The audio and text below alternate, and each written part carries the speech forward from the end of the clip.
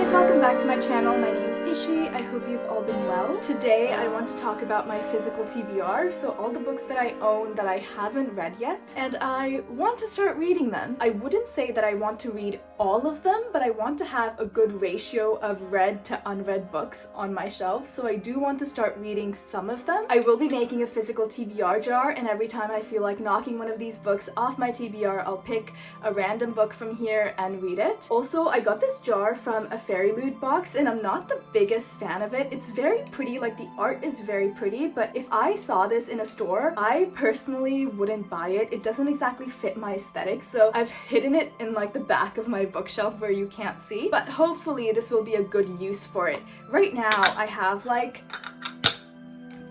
tabs in here for annotating, but I can put those somewhere else. Starting off with the top shelf there, I have A Gathering of Shadows and A Conjuring of Light, which are books 2 and 3 in the Darker Shade of Magic trilogy. I didn't really like the first book all that much, and I'm not that excited to read these, but I have to read them because, I don't know, maybe I'll change my mind. Maybe I'll start liking the series, so we will see. And I think I'm more disappointed about not liking the first book than I would normally be, because I absolutely loved Vicious by V.E. Schwab, so I was positive I would love this series. I even bought all 3 of the books in collector's edition, and I don't know, I'm just a little bit bummed. But I think I need to just hype myself up and finally read these 2, because it's been like years since I read that first book. I think in like 2019 or something, so it's been a while. I think enough time has passed and I need to finally read it. I am not going to reread the first book though. I'll just watch one of those like recap videos with spoilers, because I did not enjoy it enough to reread it, unfortunately. Moving down to the second shelf here, I have quite a few unread books, and some of them I am ashamed to say are still unread because I was so excited about them. I even pre-ordered them, and it's been years and they are still unread. Starting off with Rule of Wolves, which is book 2 after King of Scars. I really liked King of Scars, so I don't know why I haven't started reading this yet. I think the ending of King of Scars just shocked me that I'm scared about getting into this. I don't know what's about to happen, and I don't want to know, kind of, but I do want to know, but I just haven't been able to make myself read this book yet. I have managed to stay away from all spoilers about this book, so I have that going for me at least. Hopefully I get to this one soon. And then we have Hellbent, which is book 2 after Ninth House. The cliffhanger at the end of Ninth House has been killing me slowly all these years, and I just need to finally jump into this. Darlington is one of my favorite characters ever, and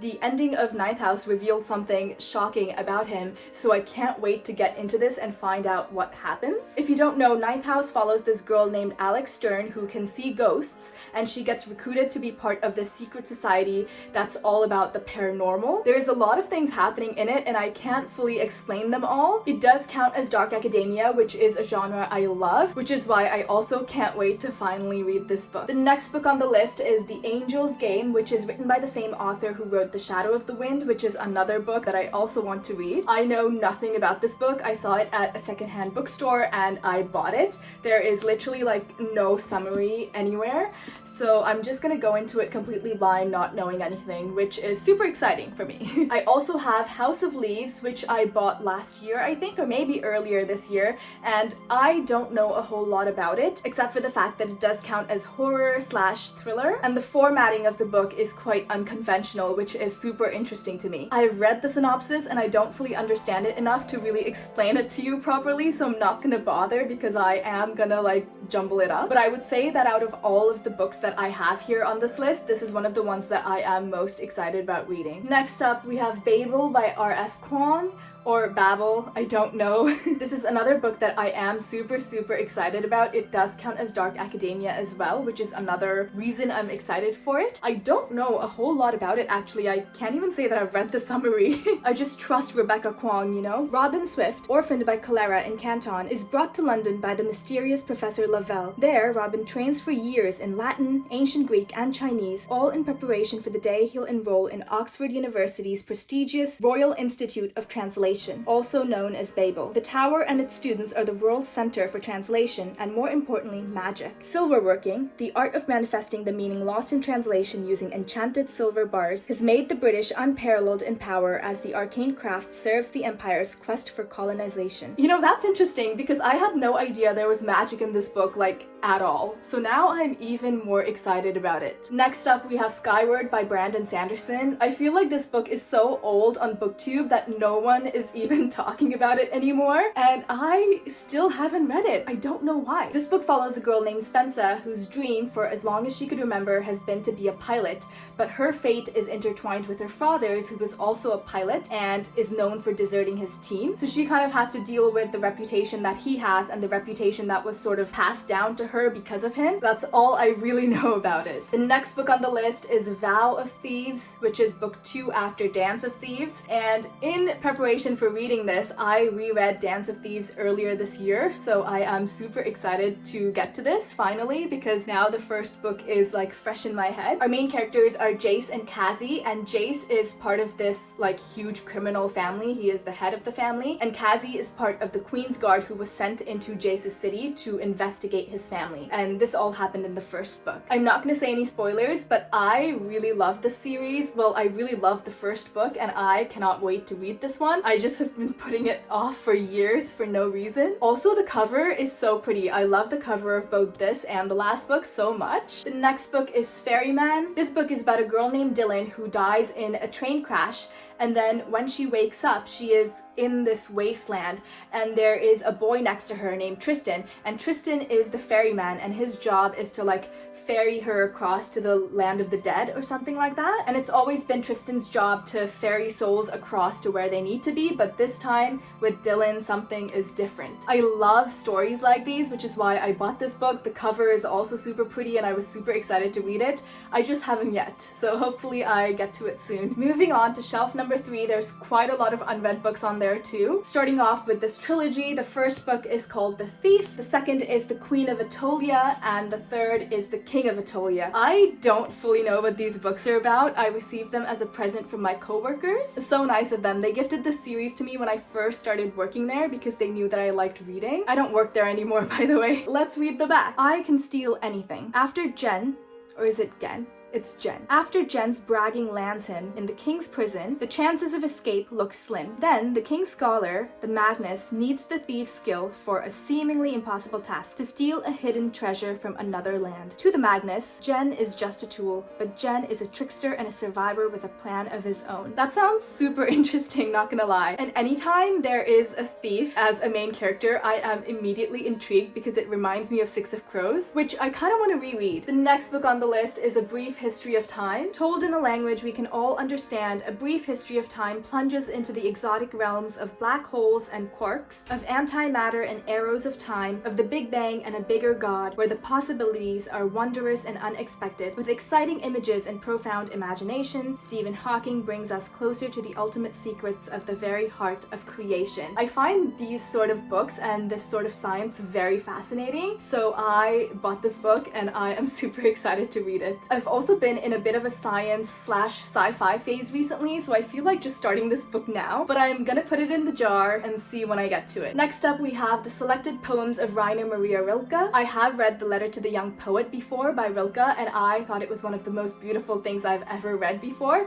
which is why I have been wanting to read more of Rilke's poetry. I don't think I'm gonna put this book in the TBR jar though. I might actually just kind of read a poem here and there because they are super short, so it wouldn't really make sense for me to just sit there and read this entire book. So maybe I'll start like reading one a day or one every couple days sort of. And I do want to annotate them too, which is why I bought a physical copy. Next up, we have Princess of Souls. I got this book from Fairy Loot and I haven't really bothered to look into it all that much, so I'm gonna read the back. Celestra is heir to a powerful magic. Locked away in a tower by a cruel king, her destiny is to foretell death and harvest doomed souls to feed his immortality. Nox is a soldier who has spent years plotting vengeance on the crown. Now he's determined to steal the king's immortality and kill the entirety of his court, starting with Celestra. But when Celestra and Nox's futures become intertwined and death seeks both their souls, they're forced to put their trust in each other. Can they work together to escape their dark fate? Sounds actually quite interesting. I am looking forward to reading this too. We have The Book of Hidden Things, and the amount of times I've talked about this book on my channel is embarrassing. This book follows a group of friends who always meet up on a certain day of the year, every single year. But one year, one of their friends named Art doesn't show up. So they are kind of looking into Art's life and figuring out what's up. Next, we have the Divine Comedy. I have this beautiful copy of it that I got from a secondhand bookstore for like $10, which is crazy because usually when you go to buy this book at like a bookstore, it's like 40 something dollars Canadian. I'm super excited about reading this. I don't know a whole lot about it outside of quotes that I have read here and there, which I loved. So I'm looking forward to reading the full book. Next, we have Frankenstein, which has been on my TBR for quite a while as well. Most people know about this book, so I'm not going to talk about it that much. Next, we have Lost Gods. This book follows a man who descends into purgatory to save his wife and unborn child. I don't know a whole lot about it except for that. It also has these fun illustrations. I'm really looking forward to reading this book. Next, we have The Child Thief, also by Braun. This is a dark Peter Pan retelling, which I'm really looking forward to reading. It also has illustrations. Cruel Illusions. Our main character is Ava, who is determined to get revenge against the vampire who murdered her mother. But after 10 years of jumping from foster home to foster home, she has never come across a vampire again. Until she stumbles across a magic show where she witnesses impossible illusions. So she sneaks backstage to catch them in unexplainable acts, such as magic, and finds out that these magicians are part of an ancient secret society that possesses true magic. If Ava agrees to join them as their apprentice, they promise to give her the magic she needs to avenge her mother. Next up, we have The Wise Man's Fear by Patrick Rothfuss, which is book 2 after The Name of the Wind. I am not in that much of a hurry to read this because the third book hasn't come out yet, and I also might have to give the first book a reread before getting to this one because it was huge and I don't fully remember all the details. The next book, which I'm also super excited to read, is S. This book is about a book called The Ship of Theseus.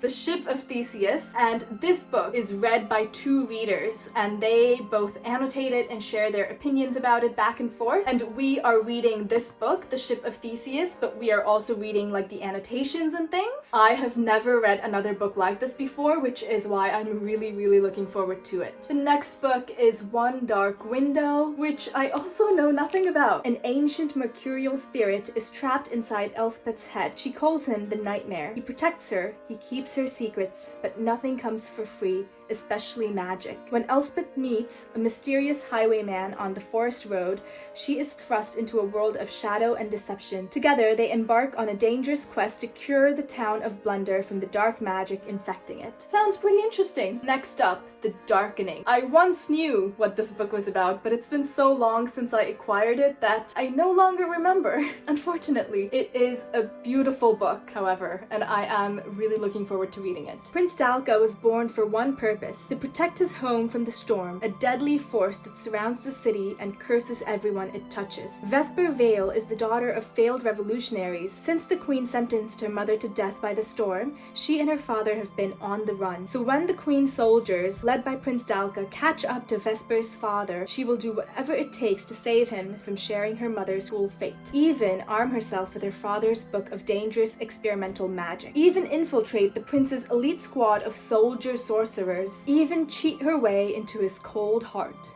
Ooh. Next on the list is Violet Maid of Thorns. I have seen this book be compared to The Cruel Prince, which is interesting, so I am super interested to read it and see what it's really about. Our main character, Violet, is a prophet and a liar. She influences the royal court by her cleverly phrased and not always true divinations. And then there is Prince Cyrus, who has sworn that he will take away Violet's role when he's crowned at the end of the summer, unless Violet does something about it first. But when the king asks her to falsely prophesy Cyrus's love story for an upcoming ball, Violet awakens a dreaded curse, one that will end in either damnation or salvation for the kingdom, all depending on the prince's choice of future bride. Violet faces her own choices, seize control of her destiny no matter the cost, or give in to the ill-fated attraction growing between her and Cyrus. I can definitely see where the comparison to The Cruel Prince comes from, but we'll see. To me, it sounds quite different from The Cruel Prince. Next up, we have Dare Darius the Great is not okay,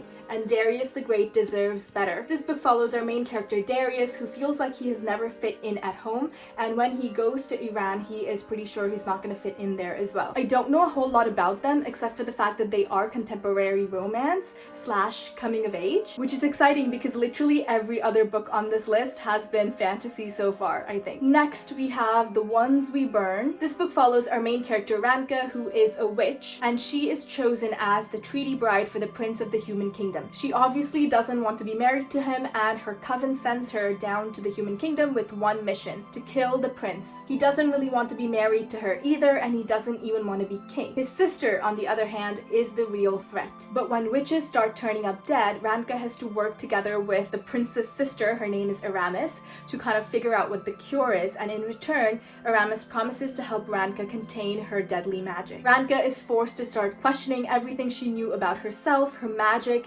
and who she's supposed to fight. Next up, we have Belladonna, and first of all, look at this cover. Orphaned as a baby, Signa has been raised by a string of guardians, each more interested in her wealth than her well-being, and each has met an untimely end. Her remaining relatives are the elusive Hawthorns, an eccentric family living at Thorn Grove, an estate both glittering and gloomy. Its patriarch mourns his late wife through wild parties, while his son grapples for control of the family's wanting reputation, and his daughter suffers from a mysterious illness. But when their mother's restless spirit appears, claiming that she was poisoned, Signa realizes that the family she depends on could be in grave danger and enlists the help of a sorely stable boy to hunt down the killer. Signa's best chance of uncovering the murderer is an alliance with Death himself. I am super excited to read this book because I love books with the personification of death. I don't know, it's really fascinating to me for whatever reason, so I'm really looking forward to reading this. I'm like getting tired here. I didn't realize I had this many unread books. Anyway, moving down to the fourth shelf, Doc's Newburyport. This is a 1,000-page stream of consciousness that's all one sentence. There are no paragraph breaks or anything, so I am super intimidated by it. This is the unstoppable monologue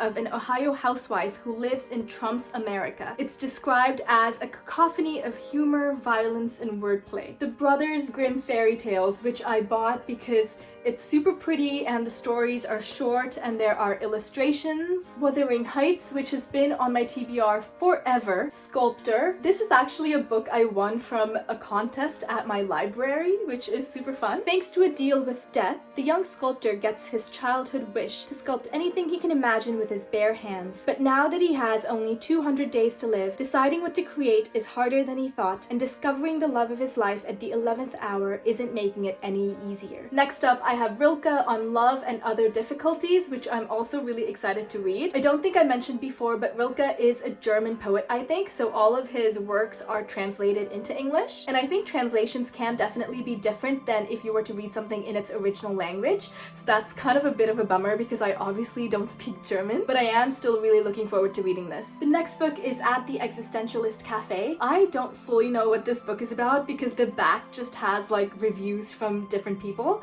so I don't know what it's about, but I think that it does cover like existentialist ideas and works from different authors, and I've always been interested in that genre / that way of thinking, so I'm really looking forward to reading this. Next, I have Mythology, which covers all Greek, Roman, and Norse mythology and talks about all the different mythological stories that we are familiar with today. I also have Meditations by Marcus Aurelius and The Histories. This book is known as a masterpiece of classical literature and offers a compelling Greek view of the world in the 5th century. Next, I have Nightbirds, which also sounds very fascinating to me. The Nightbirds are Simta's best-kept secret. These privileged girls have a rare, potent magic they can gift to someone with just a kiss. But magic, especially the magic of women, is outlawed, and the city's religious sects would see them burned if discovered. So, protected by the great houses, their identities kept hidden, the Nightbirds are well-guarded treasures. But when the Nightbirds discover that their magic is so much more than they have ever been told, and that there are other girls like them who are being persecuted for their abilities, they finally see the carefully crafted Nightbird system for what it is